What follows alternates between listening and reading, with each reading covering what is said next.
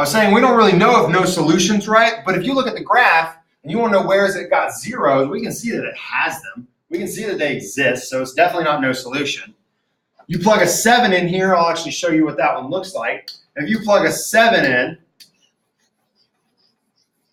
and test it, well, it's 2 times 7 squared minus 90 equals 0. So this would be an alternative method. This would be testing the solutions. I'm testing option C. Well, that's 2 times 49 minus 90 equals 0. That's 98 minus 90 equals 0. That would be 8 equals 0, which is a false statement. So you can also just plug in the solutions and check to see if they work. Okay? Number 38, again, just says solve. And again, we just got a regular old equation or quadratic equation, but this time we have the squared piece and the linear piece. So I'm not thinking about square root method. It's not going to go well. Now, again, you can tackle this the way I just finished up number 37. You can take one solution at a time from those pairs, plug them in one at a time and see if they work. That looks like that might take a while on this one, and unless you're really, really precise with the calculator, you might type something in wrong, okay? So I had a really interesting point brought up by a student in third block today. What he did on 38 is he looked at it, and he didn't just look at the problem. He looked at the choices. And those choices led him in the right direction of the way I would probably tackle this problem. What I mean by that is look how crazy a couple of these choices are. We haven't seen much like that. But there's one topic that we just finished up covering that had answers like that. And that was the quadratic formula. So because the answers are kind of leading me in that direction, I'm thinking maybe we just try that. Maybe we try the quadratic formula. Well, the first sticking point is remembering the quadratic formula has to start in standard form. So I need to subtract 10 from both sides. Because we need to find where the zeros are in quadratic formula. That's what our solutions are. Okay?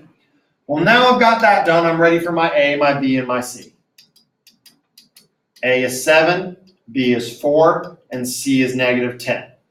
When I go to put this in my formula, I go opposite of B plus or minus B squared minus 4 times 7 times negative 10 over 2 times 7. When I simplify this, I get negative 4 plus or minus. This would be the square root of 296. How do I know that? You can do the discriminant separately in the calculator without doing the whole big thing and getting an irrational number. Okay? So, 4 squared, I don't really need the parentheses because it's not a negative, but be careful. Oops. Okay, 296, like I thought, over 14. And I'm sitting here looking now, I'm going, there's an answer that's kind of close, but it's got a 2 out front.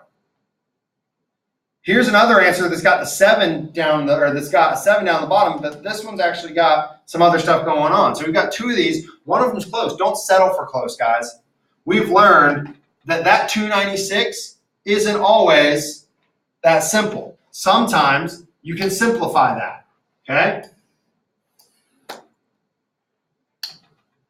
I'll be over here in my scratch work, and I'm looking to break down 296. Well, that's going to break down using a 2. I'm a simple man, stick with 2s, 3s, 5s, nice even prime, or nice little prime numbers, okay? Whenever I break down that with a 2, it's going to be 148, which breaks down to 2 and 74, which breaks down into 2 and 37, and nothing goes into 37, it's a prime.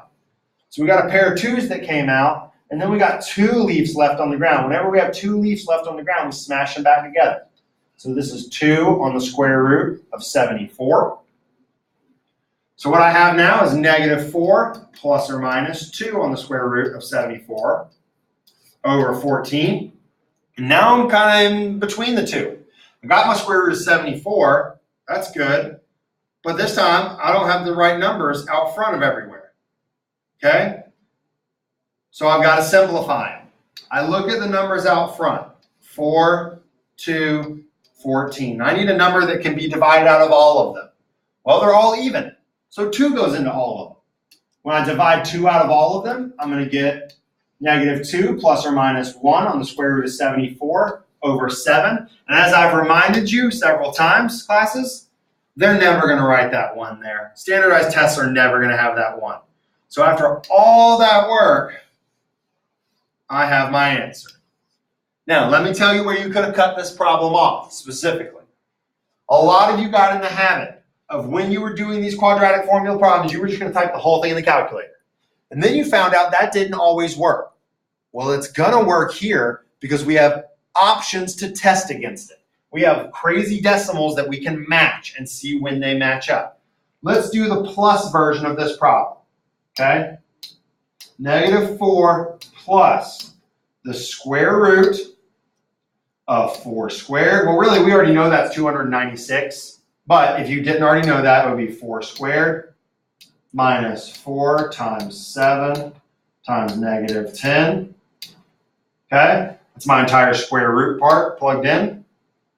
I'm going to then divide that by 14. And we get a crazy decimal of 0.943189. What am I testing that against? Well, my 2 plus options. Specifically, let's just test C to see if our answer was right. If this plus version, and really C's got a typo now that I'm looking at it, it's got a plus and a plus. This should be a plus and a minus, obviously, because we split the problem. Okay, that's just a typo on my part, second one already. I apologize for that. But let's test this plus option. Okay, what that is -2 plus square root of 74 divided by 7. And we get the same ugly decimal.